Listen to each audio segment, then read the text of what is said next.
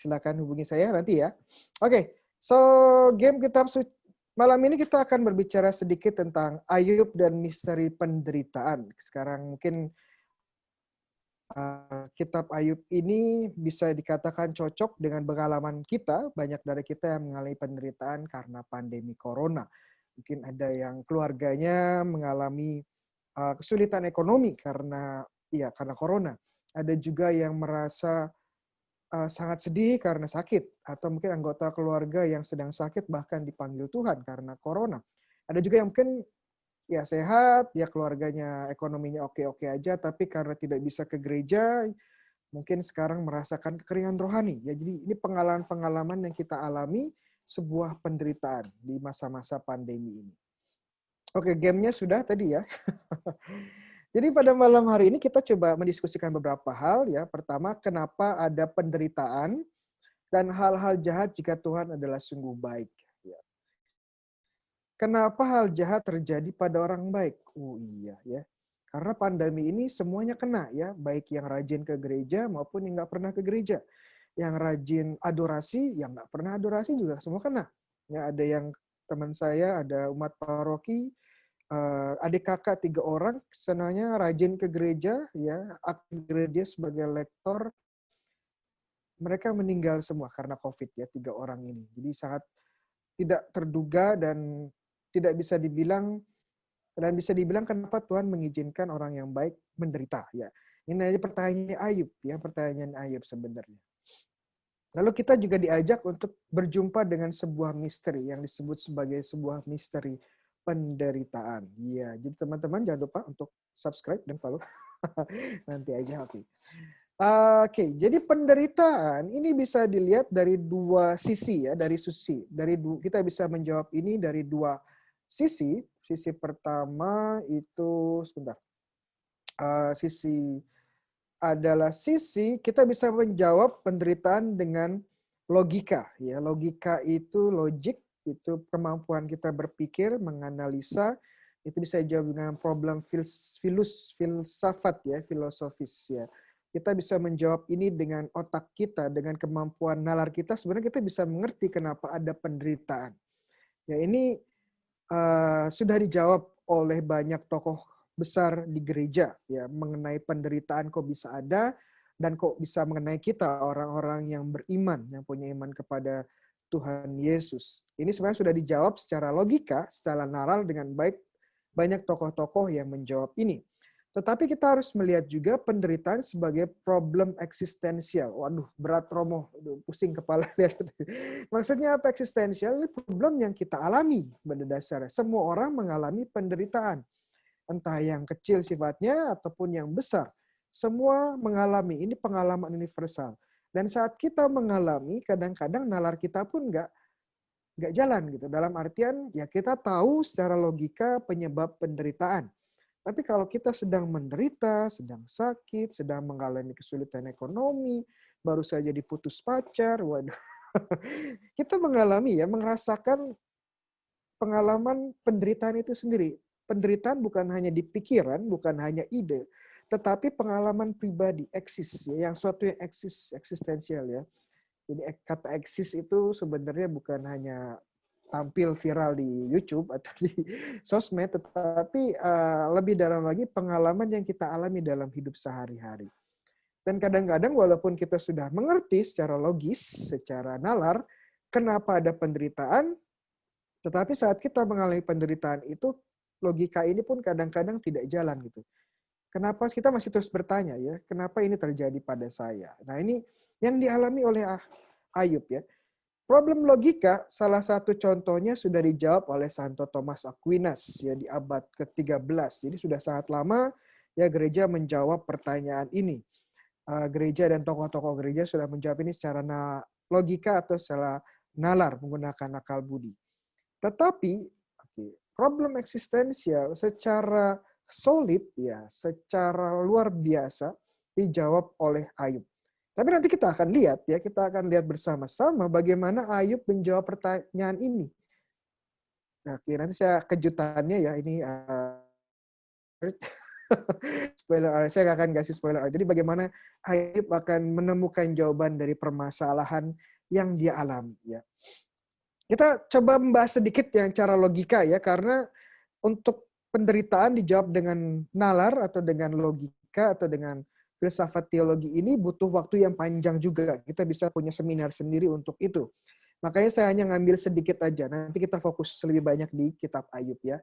Nah, sebagai problem logika, kenapa Tuhan mengizinkan terjadinya penderitaan ya? Santo Thomas Aquinas menjawab dalam salah satu opusnya, salah satu karya besarnya, Summa Theologiae, Tuhan mengizinkan hal buruk terjadi karena melalui hal tersebut Tuhan dapat membawa hal-hal yang jauh lebih baik. Yaitu jawaban sederhana sebenarnya, walaupun kalau dilihat tritisnya atau risalahnya itu panjang sekali ya, Santo Thomas, tapi ini intinya itu. Jadi penderitaan bisa membawa sesuatu yang lebih baik ya dari kita. Lalu ini kemudian diterjemahkan lagi oleh seorang filsuf, teolog Katolik yang menurut saya ya ini salah satu favorit saya, namanya Peter Kreeft ya. Kalau teman-teman bisa bahasa Inggris, saya sarankan baca buku-bukunya dia, luar biasa. Nah, menurut dia menerjemahkan atau mentafsirkan lagi Santo Thomas, dia bilang kebaikan Tuhan jauh lebih sempurna daripada pengertian kita tentang apa yang baik. Sebagai contoh, kita melihat penderitaan tidak baik. Ya, kita melihat bahwa kalau sakit ya nggak baik. Ya harus ngerasa nggak enak, ya nggak bisa makan, kepala pusing, ya harus minum obat, biaya pengobatan mahal, nggak baik. Tapi dari perspektif Tuhan, ada sesuatu yang baik yang ingin dibawa Tuhan kepada kita. Ya. Ini karena kita hanya bisa melihat secara manusiawi dan secara sempit, nggak bisa melihat dari perspektifnya Tuhan. Jadi kebaikan Tuhan itu sesuatu yang kadang-kadang kita tidak mengerti. Tapi bahkan dalam penderitaan pun kita bisa melihat kebaikan Tuhan. Nah itu satu. Dan kedua, menurut Peter Kreeft, kebahagiaan sejati bukanlah kebahagiaan yang berdasarkan emosi. Ya. Kalau kita sakit secara emosi, secara perasaan, atau sensasi yang dirasakan, ya sakit. Nggak enak ya. Nggak ada orang yang normal ya sakit ya. Karena kenapa? Sakit itu nggak enak. Nggak bisa makan, ya nggak bisa merasakan, nggak punya nafsu makan, kepala pusing, panas, demam, segala macam. Sebenarnya sebagai contoh ya, sakit. Kan penderitaan banyak jenisnya. Tetapi ya, perasaan itu bukan basis dari kebahagiaan sejati kita. Ada orang-orang yang sakit, tapi dalam hidupnya bisa menjadi seorang yang joyful, seorang yang bahagia. Ya, seorang bahagia. Contoh konkret ya. Pernah dengar seorang ya yang namanya Nick Vujicic ya. Nanti teman-teman bisa cek di YouTube, namanya Nick Vujicic ya. Dia kehilangan semua bagian tubuhnya, tangannya nggak ada, kakinya juga nggak ada. Tapi dia walaupun kondisinya seperti itu, dia nggak mau menyerah dan dia menemukan kekuatan di dalam dirinya, di dalam Tuhan juga, sehingga dia pun bisa menjadi seorang yang bahagia. Kita kalau jari satu aja terluka ya, kita ngomel-ngomel, ya, kita marah-marah, ya kita merasa sedih, kita merasa nggak enak ya. Tapi ini orang nih Vujicic nggak ada tangan, nggak ada kaki, tapi tetap bisa bersyukur. Ya, jadi kita bisa lihat bahwa kebahagiaan sejati itu lebih dari sekedar apa yang kita rasakan. Nah ini bagian-bagian bagaimana menjawab ya permasalahan penderitaan melalui logika. Ya, jadi ini sebenarnya topik sendiri dan kita bisa discuss 1 jam sendiri atau bahkan 2 jam sendiri. Tapi kita nggak akan ke sini, kita akan ke bukunya Ayub. Menjawab penderitaan secara eksistensial. Ya. Jadi memang malam ini mungkin agak berat ya, nggak apa-apa ya, karena memang ya topiknya berat ya, penderitaan. Kita nggak main-main dengan penderitaan ya. Iya. Oke, konteksnya apa? Kita lihat dulu, konteks buku Ayub itu seperti apa sih? Ayub adalah salah satu literatur atau karya tulis yang paling disukai sepanjang zaman. Kalau teman-teman, ya ini salah satu klasik yang teman-teman belum baca Ayub, ya pasti tidak akan suka. Tapi dari zamannya para rabi, maksudnya guru-guru bangsa Yahudi, dari zamannya Bapak Gereja sampai abad pertengahan, tokoh-tokoh besar gereja, dan sampai sekarang, banyak tokoh-tokoh teolog filsuf yang mencoba menjawab pertanyaan Ayub dengan membaca buku Ayub. Ya. Oke, tadi sudah saya tanyakan dan di kitab suci Perjanjian Lama pembagiannya itu bagaimana, pengelompokannya seperti apa. Jadi di dalam tradisi Katolik pembagiannya ada 4 ya. Ada 4. Pertama kitab Taurat atau hukum-hukum. Ini 5 buku ya. 5 buku, ada Kejadian, Keluaran, Imamat, Bilangan, dan Ulangan ya. Dan setelah hukum ada buku sejarah ya. Ini Yosua sampai Makabe. Lalu ada buku nabi-nabi ya. Ada nabi besar, ada nabi kecil, ada Daniel, ada Yesaya dan sebagainya. Dan ada juga grup terakhir adalah kitab-kitab kebijaksanaan. Kitab-kitab kebijaksanaan dibuka dengan kitab Mazmur dan kemudian Ayub. Kitab-kitab kebijaksanaan ini dalam bangsa Yahudi, kebijaksanaan bisa berarti kebijaksanaan praktis, praktikal. Jadi advice atau nasihat-nasihat praktikal bagaimana cara hidup. Ini bisa dibaca di buku Amsal sebagai contoh, yaitu kebijakan praktis, praktikal. Tetapi juga kebijaksanaan juga bisa diartikan kebijaksanaan dalam menghadapi pertanyaan-pertanyaan fundamental atau misteri kehidupan. Sebagai contoh, menghadapi penderitaan. Ini di buku Ayub ya. Nanti di buku sebagai contoh Ecclesiastes atau buku pengkhotbah itu menghadapi makna kehidupan ya. Makna kehidupan itu sebenarnya apa sih? Iya.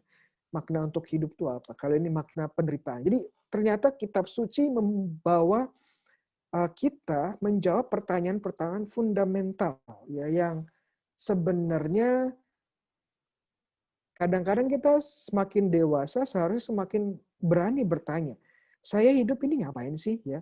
Lalu saya kelak akan mati, setelah mati mau ngapain ya? Hidup ini buat apa? Mati buat apa? Ada penderitaan kenapa ya? Ada mati kenapa? Kenapa kita harus menyembah Tuhan? Kenapa begitu? Kita harus berani bertanya pertanyaan sulit.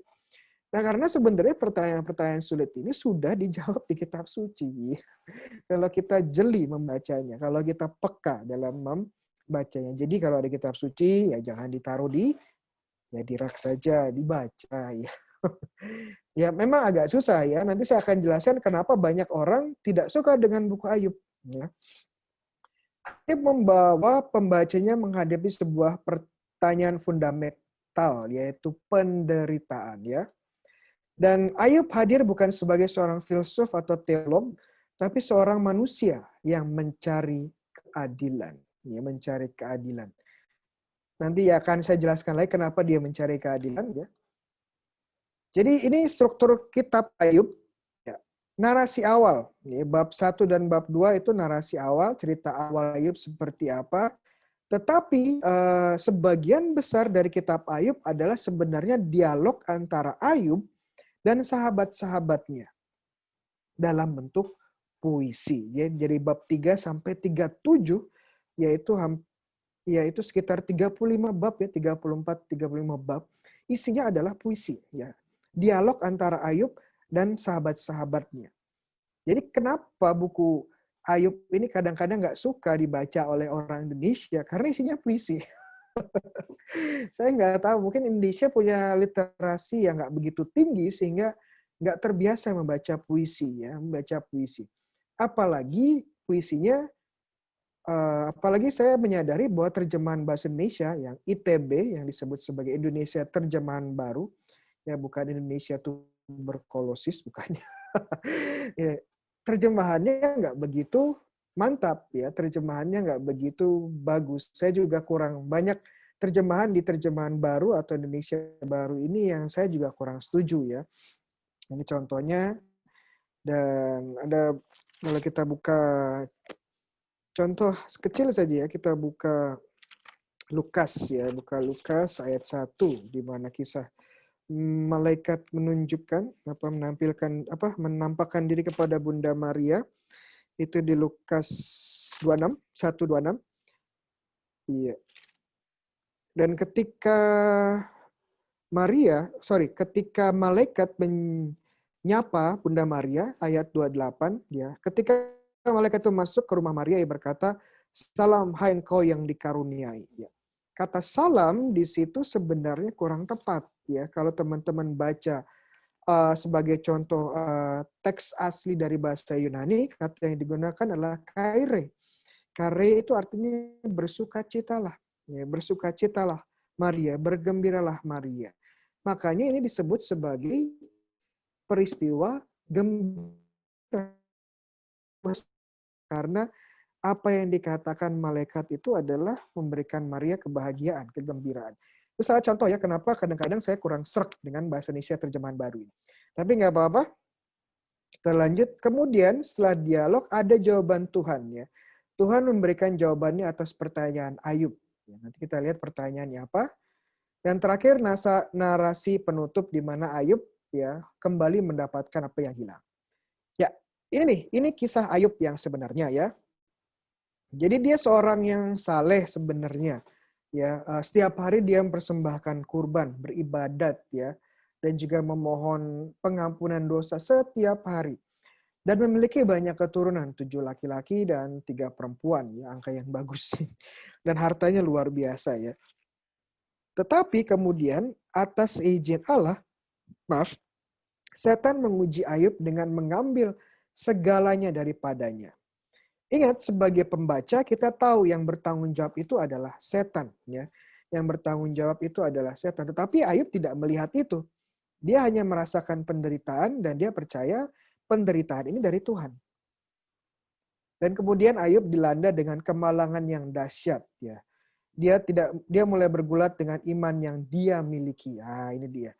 Jadi dari yang paling orang saleh dan kaya, kemudian semuanya diambil, ya. Harta bendanya dirampok, dijarah, anak-anaknya meninggal. Dan kemudian dia pun sakit badannya dengan borok-borok ya, penyakit yang tidak jelas, penyakit kulit yang tidak jelas. Ya, jadi bayangkan dalam waktu singkat ya, segala kemalangan hadir di tengah-tengah hidupnya. Dan yang lebih mendasari lagi, ini menjadi dasar bagi dia untuk bergulat dengan imannya ya. Kemudian, nah ini dia. Yang menarik, ada 3 orang teman Ayub yang datang. 3 orang plus 1 orang muda ya. Dan berusaha mencoba menjelaskan apa yang terjadi pada Ayub. Jadi 3 orang ini bisa dikatakan sebagai orang-orang bijaksana ya.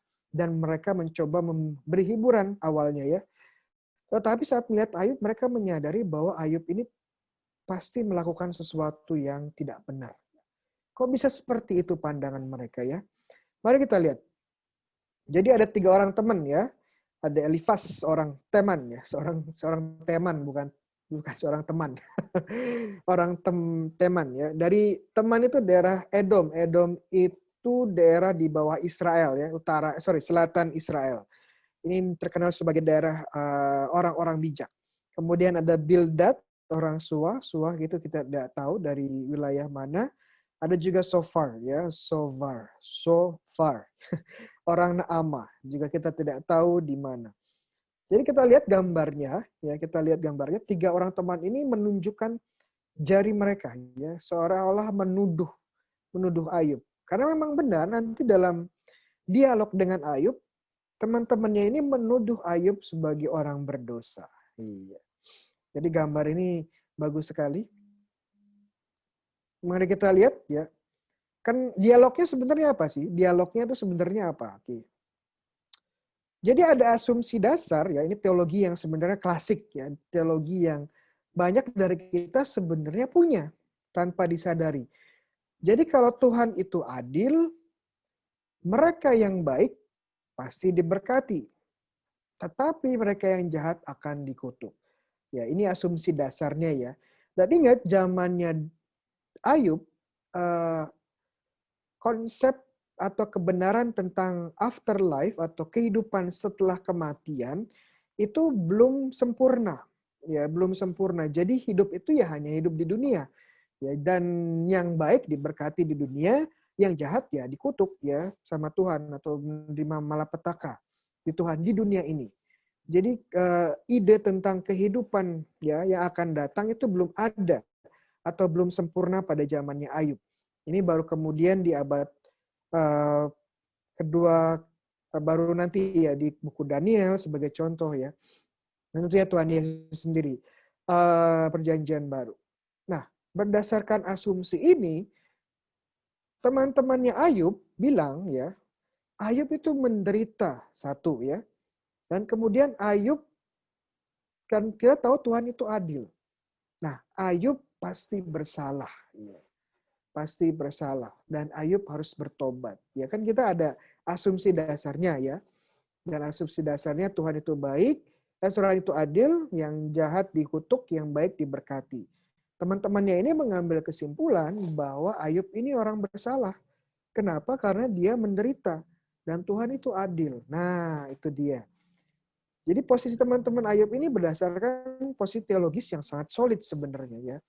Awalnya mereka mau menghibur, tetapi melihat keadaannya Ayub, mereka berpikir, wah, engkau pasti dikutuk. Ya. Mungkin ada teman-teman di sini yang tanpa disadari ya, melihat penderitaan orang lain sebagai kutukan. Iya, tanpa disadari. Ini mungkin teologi klasik ya, teologi yang dimiliki oleh teman-temannya Ayub ini. Tetapi Ayub bersikeras ya, ya saya menderita tetapi saya tidak bersalah. Ya, saya hidup saleh sepanjang hidup saya. Bahkan saya mempersembahkan kurban, ya, penebusan dosa untuk dosa-dosa saya yang saya tidak ketahui. Untuk dosa-dosa saya yang saya lakukan tidak sengaja. Akhirnya dia akan sampai pada sebuah kesimpulan, walaupun nanti ya setelah berdialog panjang, dia sampai pada kesimpulan, enggak, Tuhan itu tidak adil. Ya, Tuhan itu tidak adil. Waduh, ya sesat. Ayub itu. Tetapi ini pengalaman Ayub ya, dan dia bergulat dengan imannya. Dengan konsep bahwa Tuhan adil, dia berkati orang yang baik dan mengutuk orang yang jahat. Dia bergulat dengan konsep ini. Dan dia merasa bahwa dia itu orang baik, tetapi kenapa dia menderita? Ya. Mungkin dari kita banyak juga yang mengalami kondisi seperti Ayub ya. Kita mengalami sebuah penderitaan kayak baru diputus pacar ya. Atau pacar pergi selingkuh. Waduh.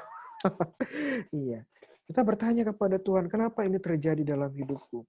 Saya sudah rajin ke gereja, ya, sudah rajin ikut peziarah klub, ya, study club, ya, sudah rajin rosari, wah segala macam lah ya.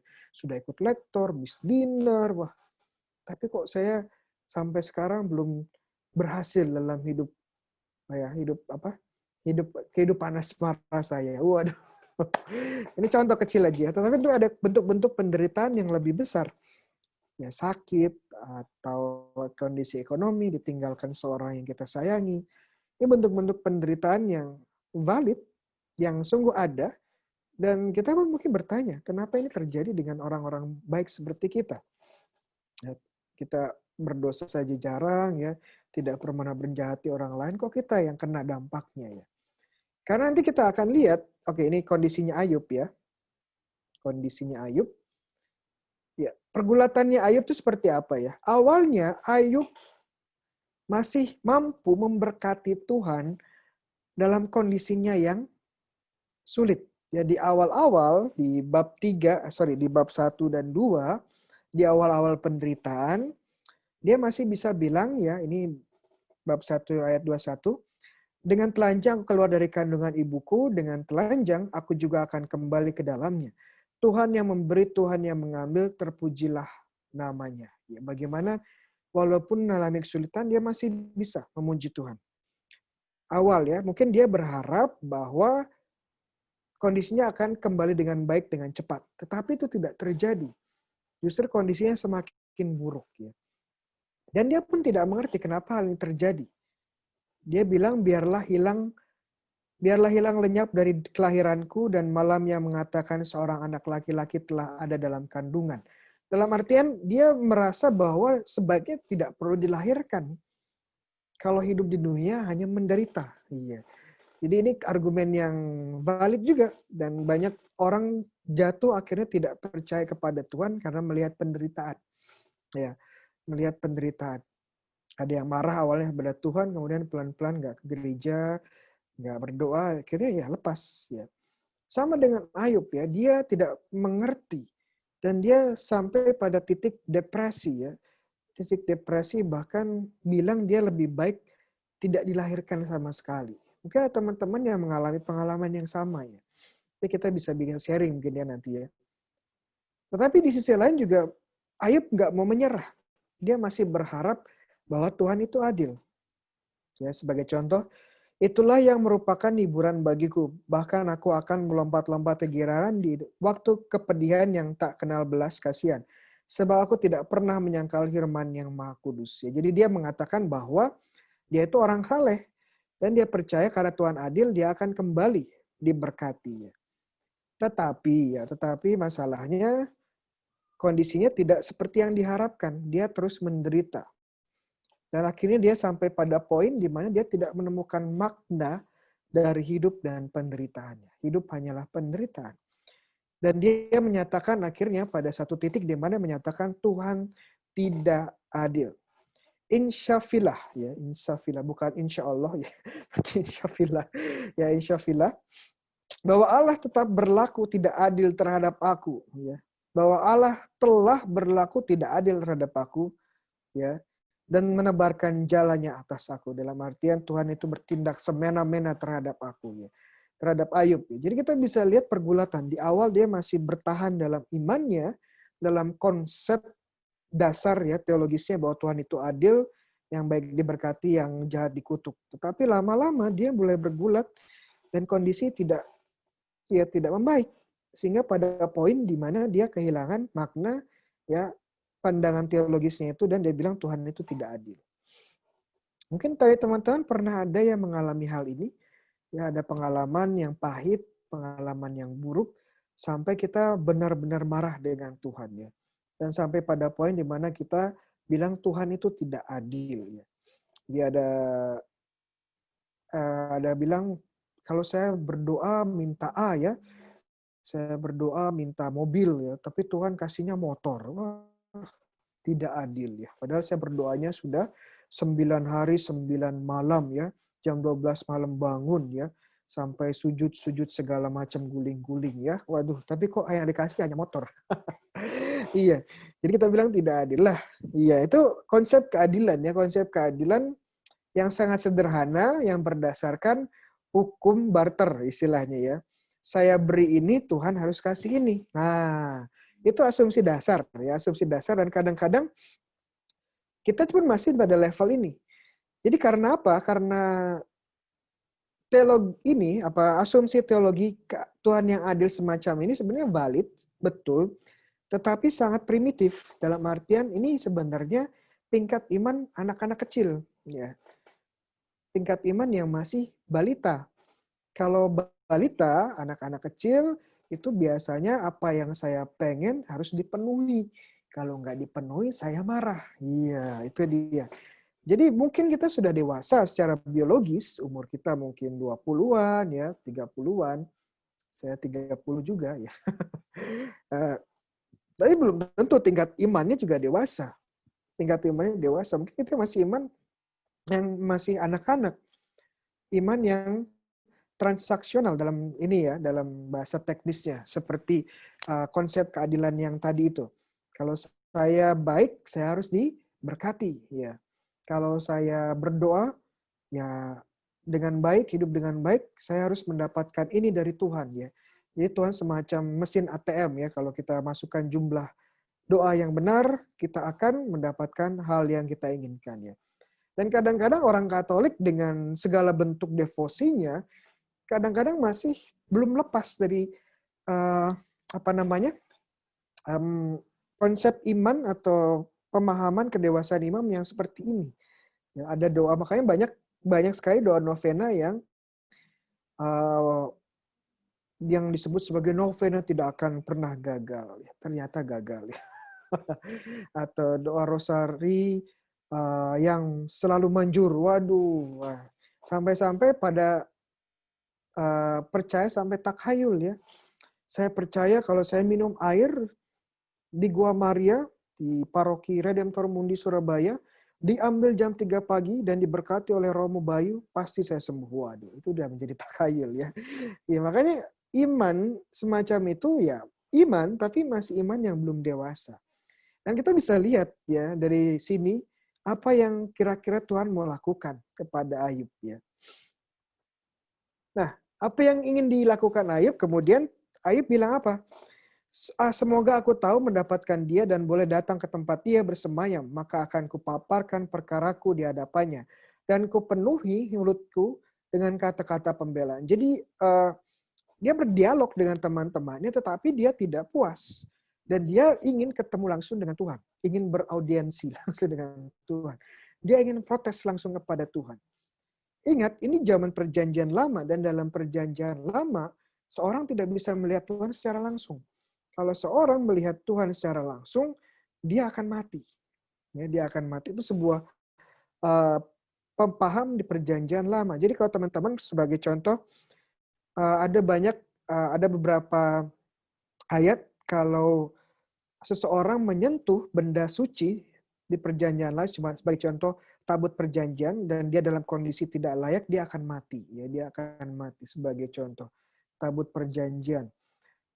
Tabut perjanjian tahu kan ya? Jangan-jangan saya ngomong tabut perjanjian nggak tahu. Jadi kalau teman-teman baca Exodus Keluaran 20-25 sebagai contoh, salah satu benda yang disuruh Tuhan buat oleh Musa adalah tabut perjanjian. Tabut perjanjian itu kotak, sebuah kotak di mana ada 3 benda paling penting akan disimpan di situ. Ada loh batu, ada mana dari surga, dan ada tongkatnya Harun. Ini lambang Kristus. Dan kotak ini menjadi simbol kehadiran Allah. Karena teman-teman baca di Keluaran 25, Tuhan akan hadir, ya. Tuhan akan hadir di atas tabut perjanjian. Dia akan menunjukkan kehadiran atas perjanjian. Ini salah satu benda paling suci di perjanjian lama. Dan ada kejadian-kejadian di mana orang mencoba mensentuh tanpa sengaja yang menyentuh tabut perjanjian dan akhirnya terbakar. Ya, bakar, hangus, mati. Ini menunjukkan bahwa kesucian Tuhan yang luar biasa. Dan Ayub, iya, berani-beraninya pengen ketemu Tuhan. Ya. Dan dia tahu kalau ketemu Tuhan pasti dia akan hancur, akan mati. Tetapi bagi dia sekarang dalam penderitaan nggak ada bedanya lagi antara mati dan hidup. Ya, makanya dia bilang lebih baik saya mati, lebih baik saya tidak hidup. Makanya kayak ketemu Tuhan ya sama saja. Ya, kalau hidup oke, kalau mati oke, kalau hidup ya saya akan mencoba berargumentasi dengan Tuhan. Karena saya yakin saya tidak bersalah. Ya. Saya yakin kalau saya dalam konteks pengadilan, ya saya diadili, saya yang menang. Nah itu jawabnya Ayub ya. Nah ini menarik sekali, menarik sekali. Kadang-kadang kita juga seperti Ayub ya, bilang sama Tuhan, saya yang paling benar. Saya tidak pernah bersalah Tuhan. Kenapa hal ini terjadi pada saya? Kamu tidak adil ya. Kalau kita buat perhitungan Tuhan, iya saya pasti benar. Mungkin ada mentalitas atau pemahaman seperti itu ya. Ini menarik. Jadi Ayub menantang Tuhan ya. Dan menyatakan diri tidak bersalah. Dan meminta penjelasan. Dan apa yang diinginkan Ayub, dijawab oleh Tuhan. Tuhan hadir ya, Tuhan hadir. Nanti kalau kita baca kitab Ayub, kitab Ayub, di mana kitab Ayub ya? Ya di kitab Ayub. Kok hilang kitab Ayubnya? Ya kitab Ayub di bab 37 di mana Tuhan hadir. Ya, Tuhan hadir menjumpai Ayub ya. Dikatakan sungguh oleh karena itu hatiku, bab 37 ya, berdebar-debar meloncat-loncat dari tempatnya, dengarlah gegap gembita suaranya. Suruh yang keluar, guru yang keluar dari alam mulutnya, ia melepaskan ke seluruh kolong langit. Jadi ini ekspresi kehadiran Tuhan ya. Kemudian bab 38 dikatakan, maka dalam badai Tuhan menjawab aku. Siapakah dia yang menggelapkan keputusan dengan perkataan-perkataan yang tidak berpengetahuan? Bersiaplah engkau sebagai laki-laki. Aku akan menanya engkau supaya engkau memberitahu aku. Nah ini menarik. Kenapa? Karena Ayub ingin ketemu Tuhan supaya Tuhan menjawab pertanyaannya. Memberikan penjelasan kenapa dia menderita. Tetapi waktu Tuhan hadir di depan Ayub, Tuhan tidak menjawab pertanyaan Ayub. Tetapi Tuhan bertanya sekarang ya. Bertanya. Tuhan membalikkan keadaan. Oke. Membalikkan keadaan ya. Siapkanlah dirimu untuk pertanyaanmu. Ya. Apakah akan tempat di mana engkau ketika aku meletakkan dasar bumi. Ceritakanlah kalau engkau mempunyai pengertian. Ya. Jadi ini menarik sekali. Kenapa? Kadang-kadang, gini cara Tuhan ya. Cara Tuhan yang sangat unik. Saat kita punya pertanyaan sama Tuhan, Tuhan nggak akan jawab. Tuhan akan memberikan pertanyaan yang lebih banyak. Iya. Nah ini kebijaksanaan yang luar biasa. Ya. Kenapa? Karena Tuhan tidak bisa kita kurung dengan pengertian pemahaman kita yang sempit. Dengan pertanyaan-pertanyaan kita yang sempit. Dan ya siap-siap saja kalau kita akhirnya ya Tuhan yang akan memberi pertanyaan kepada kita. Sama seperti Yesus ya. Kalau dia ditanya oleh para Farisi seperti itu, dia akan memberikan pertanyaan lagi dengan kasih perumpamaan dulu contohnya ya. Kemudian dia akan balik bertanya ya. Menurut kamu ya, mana di antara orang-orang ini ya, kisah tentang orang Samaria yang baik hati ya, yang memiliki kasih kepada sesamanya. Dan ya dia memberikan jawaban. Jadi luar biasa cara Tuhan itu seperti itu. Dia tidak akan memberikan jawaban secara langsung kadang-kadang, seringkali dengan pertanyaan-pertanyaan kita. Tapi biarkan kita bergulat terlebih dahulu dan menghadapi pertanyaan lebih banyak ya. Tetapi hebatnya apa? Walaupun Ayub tidak mendapatkan jawabannya, hanya mendapatkan lebih banyak pertanyaannya lagi, Ayub bertobat dan menyesal. Sepertinya Ayub mulai mengerti sesuatu ya. Dan karena dia bertobat dan menyesal, dia dibenarkan. Dia dibenarkan. Ini luar biasa, aneh sekali ya. Kok bisa seperti itu, Romo? Nanti saya jelaskan ya. Kita bandingkan dulu antara Ayub dan teman-temannya Ayub ya. Ayub bergulat dengan iman. Teman-temannya Ayub itu berpegang teguh pada asumsi dasar iman mereka. Karena mereka tidak bergulat, tidak menderita. Ayub bermilih berbicara kepada Tuhan. Teman-temannya Ayub hanya berbicara tentang Tuhan, tentang konsep Tuhan. Ya, Ayub menemukan jawabannya dari Tuhan yang diam, sebuah misteri. Maaf. Temannya Ayub ya tidak mendapatkan apa-apa, ya hanya konsep yang mereka pegang teguh tadi. Ya, jadi kita bisa lihat betapa menariknya perjumpaan Ayub dengan Tuhan ya. Ayub menemukan jawaban bukan di dalam kata-kata Allah, karena Allah sebenarnya tidak menjawab pertanyaannya. Ayub melihat jawabannya saat dia melihat Tuhan Allah sendiri. Nah, itu dia. Ayub bertanya, ya, tetapi dia tidak menemukan jawaban. Yang dia temukan adalah orang yang menjawab pertanyaannya. Orang yang adalah seseorang atau pribadi yang adalah jawaban dari segala jawaban. Jadi bahasa Inggrisnya lebih bagus ya. Ayub does not find the answer, but he find the answerer. Ya. Dia tidak menemukan jawabannya, tetapi dia menemukan pribadi yang menjawab. Ya. Jadi dalam penderitaan, dia bergulat dalam iman, dan dia melakukan suatu hal yang tepat. Dia memilih untuk bertemu dengan Tuhan dalam penderitaan. Nah, itu kuncinya dan Tuhan memberikan jawabannya. Ya, bahwa jawaban yang paling tepat dalam penderitaan adalah bukan hanya masalah pengertian, bukan hanya masalah logika, tetapi membawa kita kepada pertemuan dengan Tuhan. Ada sebuah kisah kecil menarik tentang Santo Thomas. Santo Thomas Aquinas itu salah satu teolog terbesar di gereja.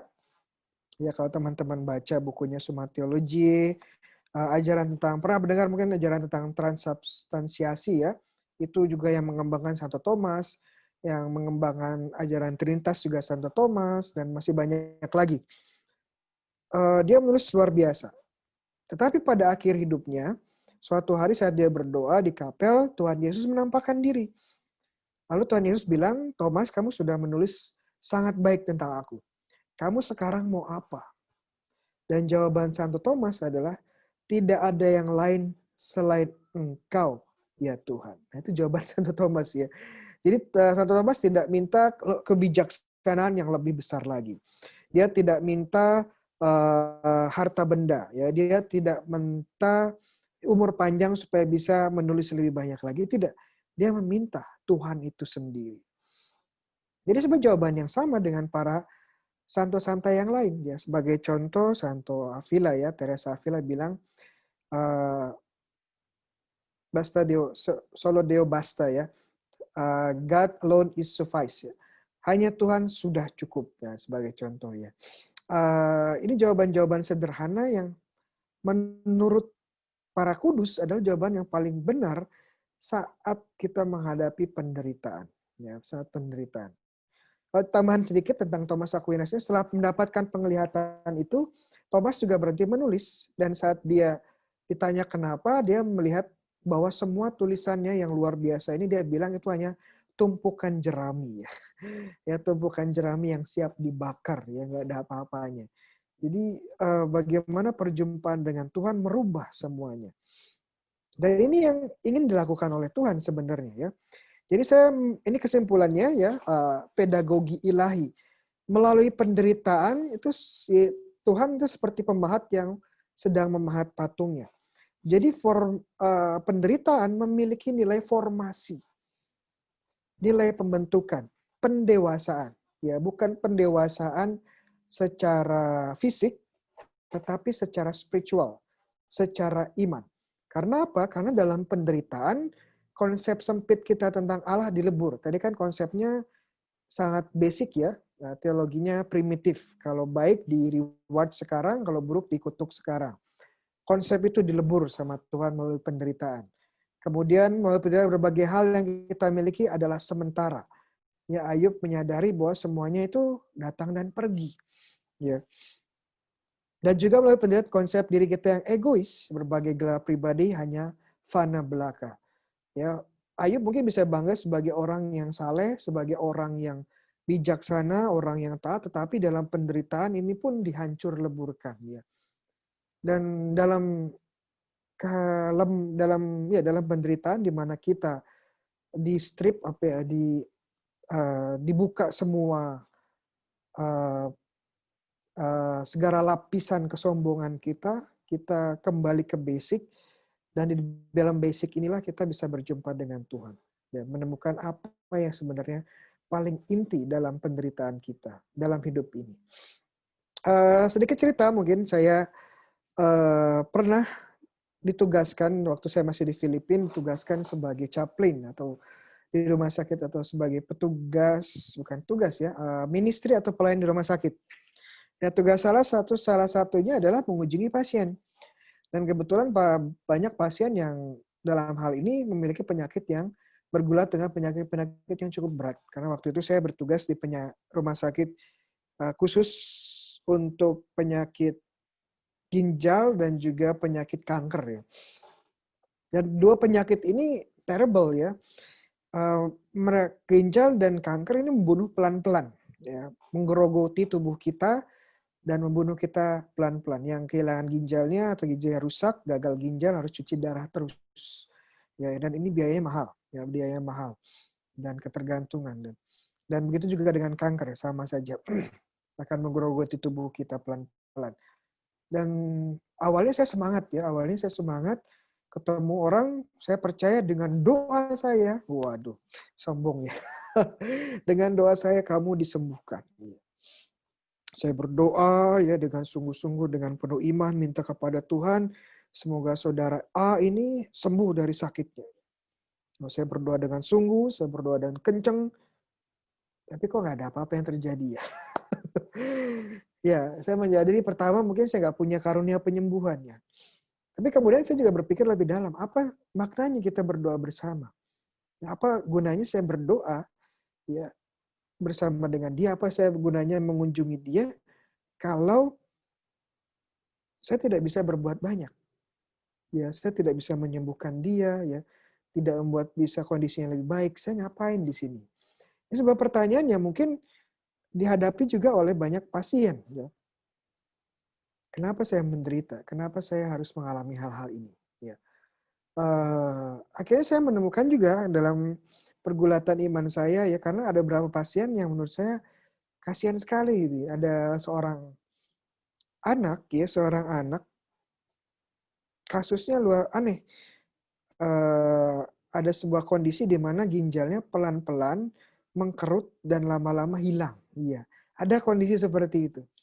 Dan karena dia masih kecil, karena uh, ginjalnya hilang, penyerapan gizinya pun tidak baik.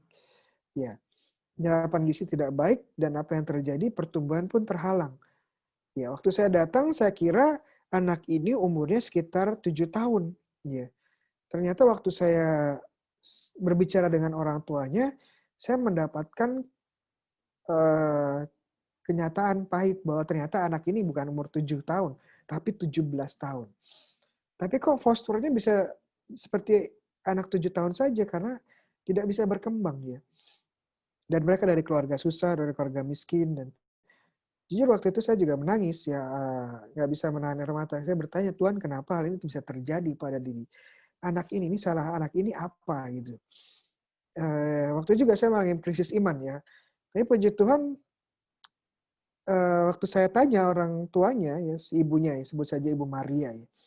Maria kok bagaimana Ibu Maria menghadapi hal ini? Ya dia bilang memang berat awalnya dan sulit ya karena memang keluarganya susah ya dan tidak punya apa-apa. Dia ditinggal suaminya juga. Lalu saya bilang kenapa kok bisa bertahan Bu? Apa yang buat Ibu bertahan? Dia bilang sederhana, setiap kali dia melihat anaknya tersenyum ya yang sakit ini sih. Senyum, Ibu Maria juga merasakan kebahagiaan yang mendalam ya. Jadi Ibu Maria bisa bertahan karena hal-hal kecil yang dia rasakan. Dia tidak berpikir panjang, tetapi dia bisa menemukan dalam tanda petik Tuhan sendiri yang hadir di dalam anaknya yang sakit ini. Dan ini membuat saya sangat terharu, ternyata pendidikan teologi saya, filsafat saya yang panjang itu ya. Saya pendidikan hampir 11 tahun, 12 tahun di Filipina ya, dan saya juga lulus S2 dengan ya sombong dikit ya dengan cum laude kayak gitulah ya. Tetapi saat menghadapi penderitaan pun saya speechless ya, tidak bisa mengatakan apa-apa dan protes juga sama Tuhan, ini kenapa ya.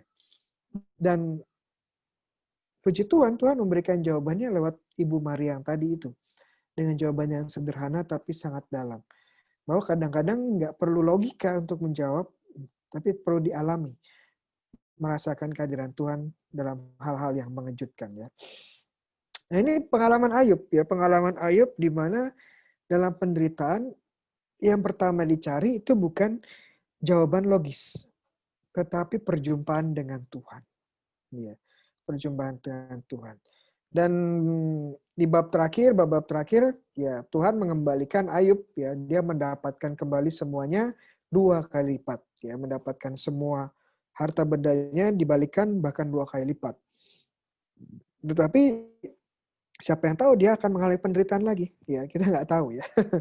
Ya, karena sekarang Ayub sudah mengerti bahwa kekayaan ini yes datang dan pergi. Ya, ada yang lebih basic lagi yang sudah ditemukan Ayub, Tuhan sendiri. Ya, kisah Ayub membawa kita pada sebuah permenungan bahwa penderitaan akhirnya tetap sebuah misteri. Ya, makna penderitaan yang sejati baru bisa kita temukan di dalam Kristus. Nanti jawaban yang lebih mendalam lagi akan kita temukan di Perjanjian Baru. Ya, oke. Ini hanya pengantar, pengantar buat nanti kita masuk Perjanjian Baru. Enggak. Jadi ya, sudah saya sebutkan tadi, mungkin penderitaan yang membawa menghancurkan konsepsi atau pemahaman sempit atau immature atau yang belum dewasa kita tentang Tuhan, tentang iman. Dan kita diajak bertumbuh lagi. Ya, bertumbuh lagi. Dan penderitaan ini kadang-kadang dipakai Tuhan untuk bertumbuh di dalam iman.